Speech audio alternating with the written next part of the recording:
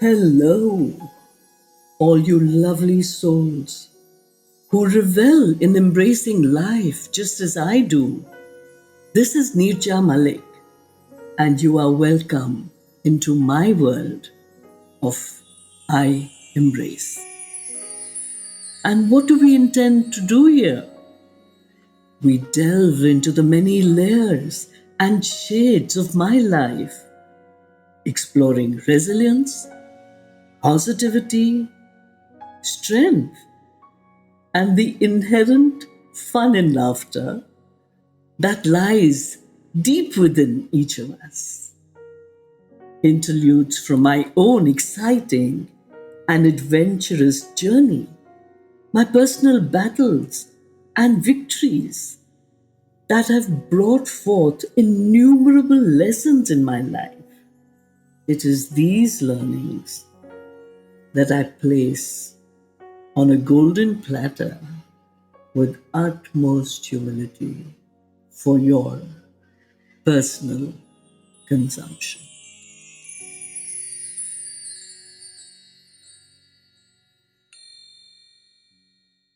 Hello, my darlings. It's wonderful to be back, not only in your lives and into your inner selves through your years, but to be back where I belong, currently in Chennai. And it is so strange that magical moments and miracles keep happening to me. Earlier, only I would be able to revel in the essence. But I think now God says, sweetie, it's not only you who have to take the rust of the emotions, but all the people deeply connected with you through your voice, your soul, your heart, your feelings, your emotions, and all those that you have embraced from the very depths of your being. So, my dearest beloved ones, let me tell you what's been happening since last we met, since last I spoke, and since last you heard and lived what I lived through. So, to backtrack a little, when I lost my little one on the 23rd of July, yeah, I know some of you are saying, oh God, there she goes with her dates. 23rd of July, 1987, in the 8th month, when my little one went into another realm. And I know that all of you have shared how God and His blessings, His grace, His love lifted me up of all that so that I could be ready to speak with you and share with you the innumerable treasures that have come my way. Well, when I came to Chennai then in May of 86, and I went through my loss on the 23rd of July 87 in Bombay, I returned here in August. And randomly, I told my neighbor, who was someone called Shanti, I said, I'd like to do some voluntary work. I am a professional social worker and a professional teacher by profession. Yes, repetition. And I would love to do some voluntary work here. Now, Shanti was another case altogether. She was living in a huge, rambling bungalow next to ours. I know there were no doorbells in those days that she would use, but the white space of ground between her bungalow and her metal gate was quite a bit. So guess what her way of getting alerted was? She had hung a metal slab and also a metal rod. So the rule was that anyone who came to her place would take the metal rod and beat the metal slab, and she would get alerted that someone wants her attention. So then, far away from her bungalow, to reach where the person was, in a high pitch, she would say, "Yaare!" which meant, "Who is it?"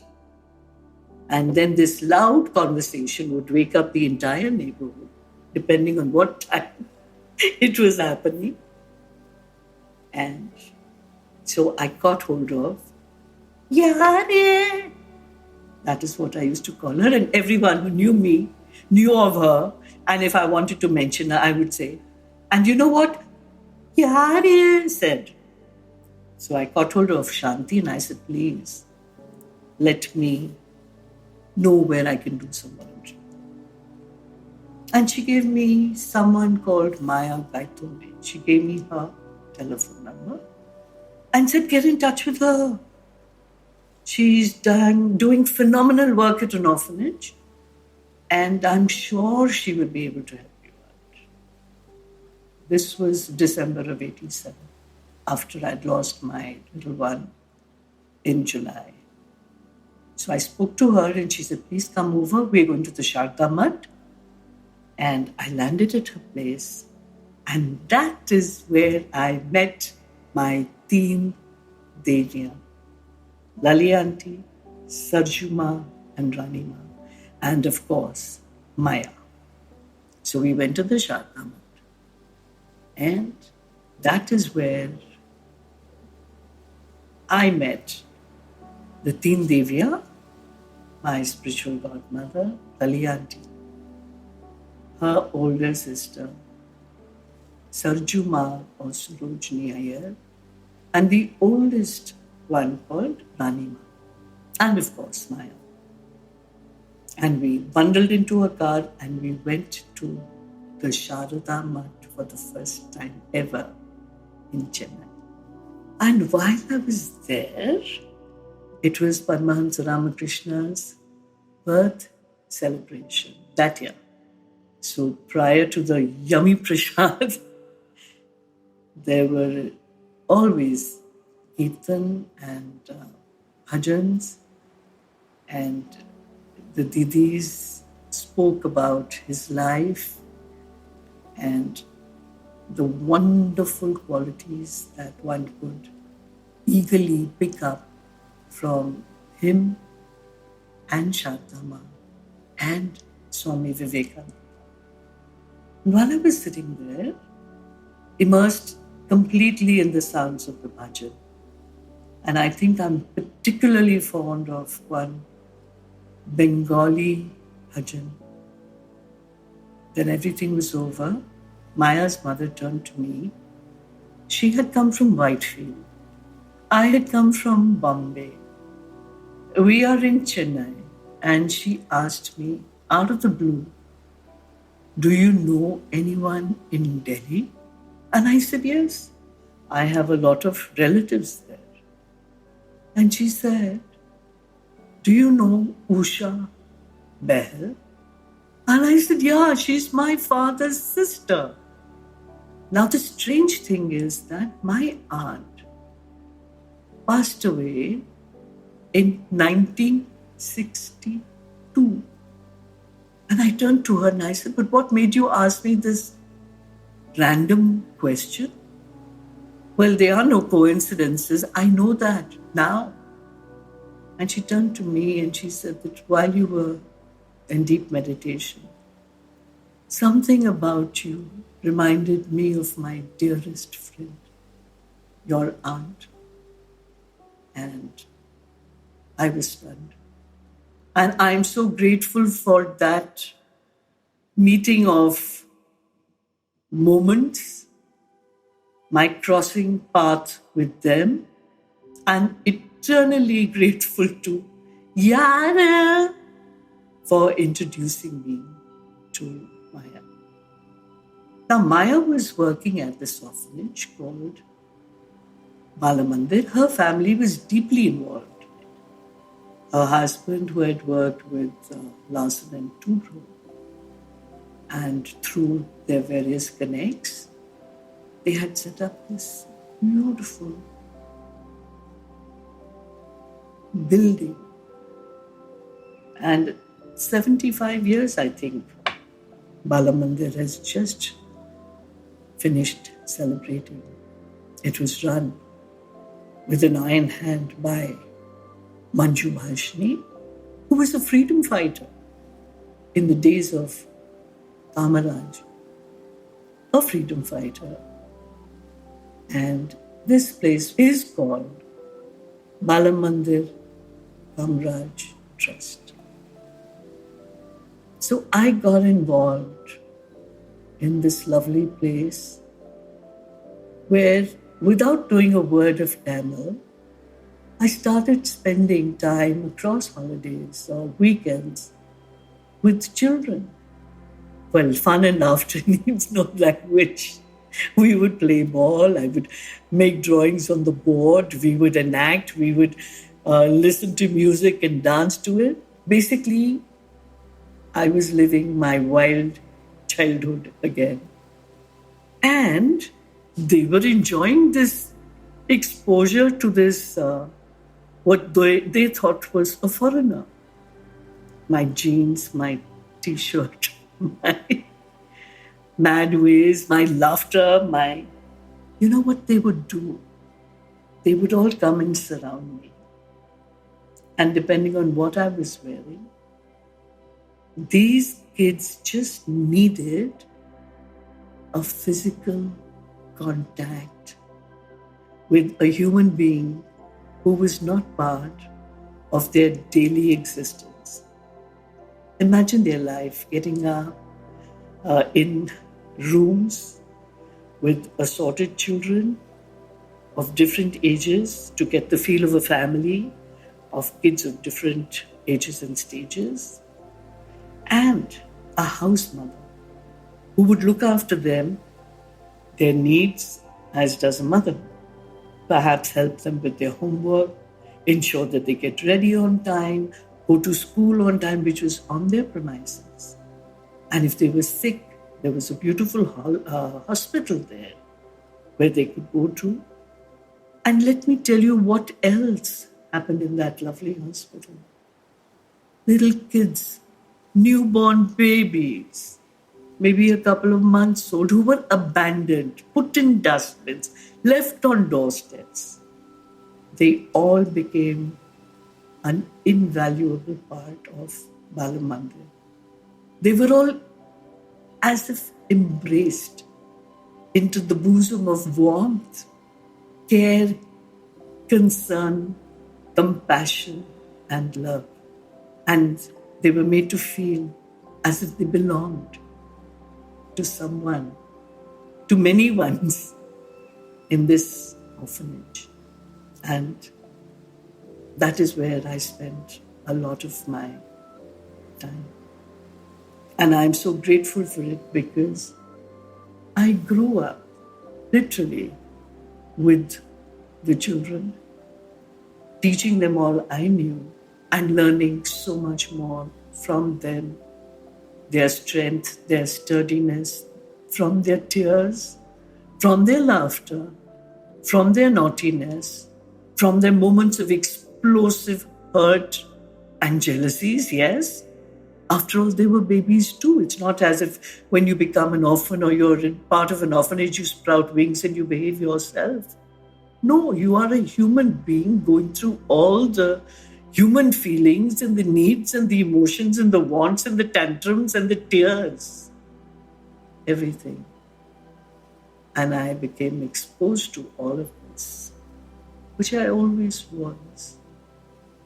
I became a part of it. And I was able to help and heal to a large extent.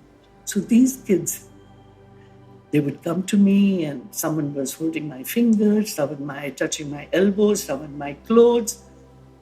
It was just the need of a human contact from the outside world and the knowledge that here was this person full of love and warmth and laughter and naughtiness herself.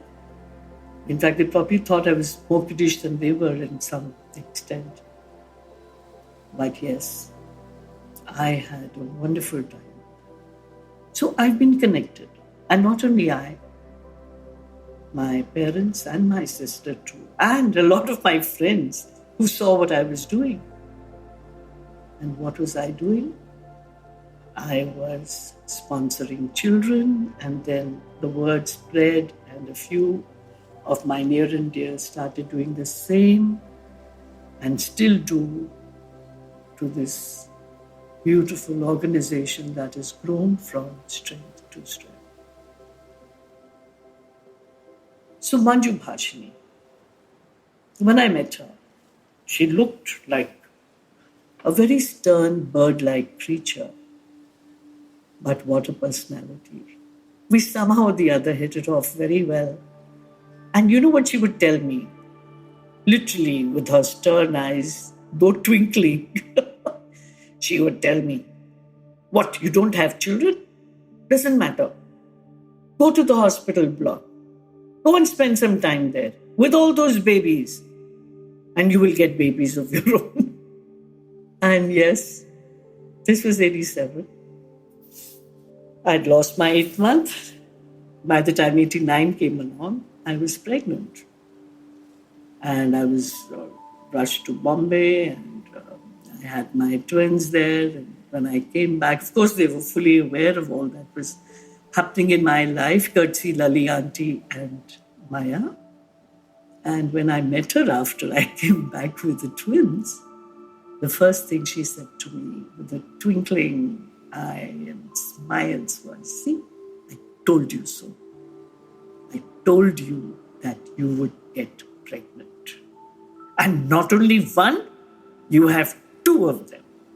So in some way, she felt very responsible for mine. And isn't that so? When the heart feels for another being and sends, no, you don't have to send prayerful stuff like, "Oh, may she have children," or "may she deliver a kid or 2. Just the feeling that if she is meant to be fulfilled with progeny of her own, offspring of her own, children of her own, may that happen. And who knows? Maybe there is truth in that. Don't they say when you adopt a child, your maternal instincts come out and you have your own kids? So maybe my maternal instincts were, and they were never dormant. I did have so many miscarriages and I lost my 8-month baby. But let's say that my maternal instincts got a lot of prodding and pushing and activation and acceleration to get me going. So yes, it was a moment of great pride for her when we met and she said, "I told you so." And I bowed down in deep gratitude, knowing that the power of collective feelings for another being just connect together, link together, and all kinds of miracles happen. So, my miracle babies, according to Manju Bhashini, came by when I used to go to the hospital block that was run with very stern but compassionate hands. This wonderful human being would sit on the floor in the baby's room where everyone was not allowed. I was. My God, now come to think of it, it's as if I've always been the chosen one, the special one, the precious one, to whom all kinds of favors were being done by all and sundry.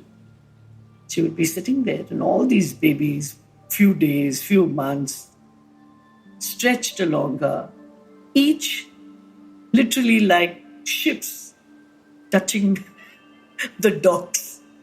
She was the dock, and the little babies would be touching some part of her thighs or her legs while she sat there, picking up each child, massaging them furiously, putting them back. And what was the order? No order. If one of them howled, it was that person's turn, impartially so. And that child would be picked up, cuddled for a bit, till the crying stopped, the mewling stopped, then placed on her lap, furiously massaged with God knows how many kilos of oil, and plonked down, and then it was the next turn. But though she was very good at whatever she did, and she ran that place like the captain of a ship, with everyone petrified of her. But the babies just bloomed like flowers under her nourishing care and her nurturing ways. And I guess somehow mine appeared with all this collective force. She was thrilled when she heard about my twins. So it wasn't much of a problem. As the twins grew up, I started taking them to Balamandir, to the extent that we would, on special occasions, book and block a meal that we could sponsor, and the kids would go and distribute it. Not only that, when they came in December, we did offer a lunch while they distributed it. And not only that, my daughter every Sunday had started, strange are the words, of the ways of the world and strange are the ways of the Lord. She had started volunteering at Balamandir on Sundays with a group of children where she would talk to them. Suddenly, Amazon became the richer for her because she was picking up all kinds of things for little kids. She would take my laptop and show them movies. She would do all kinds of things. By movies, I mean cartoons, educational ones, probably something like in our days we used to see Sesame Street. But Balamandir was quite close to their heart. So what do you think I did? When I came back from Bombay, I wanted a very special treat for my mother's birthday yesterday, or on the 19th of March. She would have completed 94 and stepped into her 95th year. But lunch and dinner were blocked. I didn't want to get up at 7 in the morning for breakfast, so opted for tea yesterday. Of course, my demands were perhaps a little over the top. I wanted payasam, kheer given, and they said, no, we don't give such heavy stuff at tea time. We give it only for lunch. But I remembered that when the kids had come, I insisted, and very sweetly they agreed to give payasam for dinner. This time I said, no, okay, if you can't give payasam, you have to give something sweet. Now, why am I concentrating on this? Because when I went there yesterday, along with the vada and the milk that the kids were given, the sweet was something that was my mother's favorite, Imarti or Amarti. And yes, if you've heard in one of the previous episodes, my friend Sujani had come on the 10th day after my mother's demise, getting sweet from Coimbatore to Bombay. And her son asked her, "Why are you taking sweets?"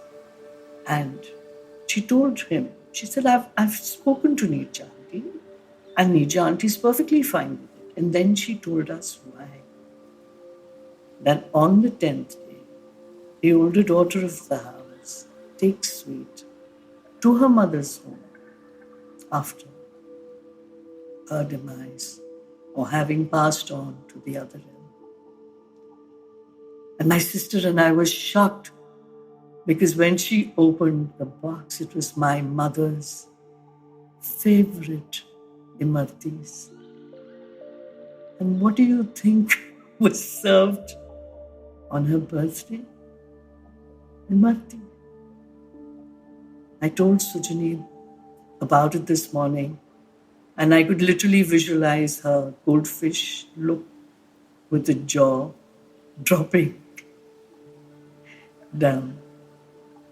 Yes, I sit back and I think these are miracles. These are tiny things to let me feel that my mother is orchestrating all this. How did it even occur to Sujani to have that particular sweet meat that is my mother's favorite?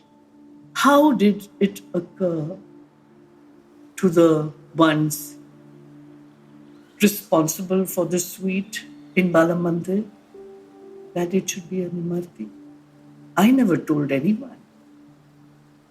Yes, my mother is definitely having the last laugh. Many laughs. She has orchestrated everything from up above. And what about the icing on the cake? On the 18th, I got a call from Maya, who is, by the way, running Balamandir with such grace, such a firm hand, such love and compassion. And it is visible in the discipline, in the way the well-mannered children are brought up. Yes, kids will be kids, but these kids are a class apart.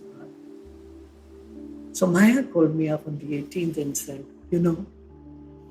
you did come for the interfaith get-together that we had. You were here in time from Bombay on the 7th. In fact, I had even connected one of the girls who was going to read from the Gutka. So everyone, all the people read from different books, sang, explained what they sang about. It was a beautifully uplifting, joyous occasion on the 7th of December. And she said that there were some senior girls and she was going to bring them to Balamandir yesterday. And then she was informed that I was coming there because of my mother's birthday. And you know what Maya said? Well, first of all, I was shocked that she'd rung up so late. Not that I was asleep, but it was something she's never done in all the years. 37 years since 87 December. It's been 37 years that I've known her. And she has never called me up that late. So it kind of, bothered me. Why? And she said, I am so happy that I will get a chance to let your mother know how she affected me, how she impacted me. I loved her because she always was so loving, so gracious, so embracing. And I felt that this is one day that the girls can sing happy birthday for her, and you can take videos and you can take pictures and you can send them to her. And I said, Maya, I would love to do that. I will take pictures and I will take videos. But where do I send them to her? And she said, why? What happened? And I said, Mom is no more. She passed away on the 10th of Feb. There was pin drop silence. She's never there when I take the kids for these meals. But imagine she was going to be there on Mom's special day. She said, I will be there and I will bring the girls. And they will sing happy birthday. And she said, I'm feeling so terrible. And I said, I'm feeling so thrilled because I think that my mother has orchestrated all this from up above to bring us together again and again. And her love is just such a wonderful shower on all of us and our connections. So yesterday was glorious. The kids sang lustily. They sang happy birthday. I was able to get my sister, my niece Meera and Pankaj on a WhatsApp video call where they heard the kids sing, and then they also saw how quickly and beautifully from all the kids sitting down together, maybe about nearly 200 of them, they quickly dispersed, made rows and lines, and were given their milk and the vadas. And yes, the Martis too. When I spoke to my sister this morning, I told her, you know what? Guess what the sweet was? And I could feel the silence. And when I said, Imartis, it's a very stunning, momentous feeling when something repeats itself again and again. And it was on the 19th of Feb that Sujani had come with that sweet meat. It was on the 19th of March when we were celebrating Mom's birthday, and the same sweet meat found its way into the menu without anyone saying anything. And my sister, niece, and my sister's husband, they reveled in this. And I just want to tell you that there is so much more to say. But let me have some of it to mull over, to think about, and to come back to you all with more. And I can hear everyone say, Dil mange more, give me more. My darlings, you'll get more, much more. God bless you. Adieu till we meet again. Godspeed. Goodbye. I love you all. Impartially. God bless.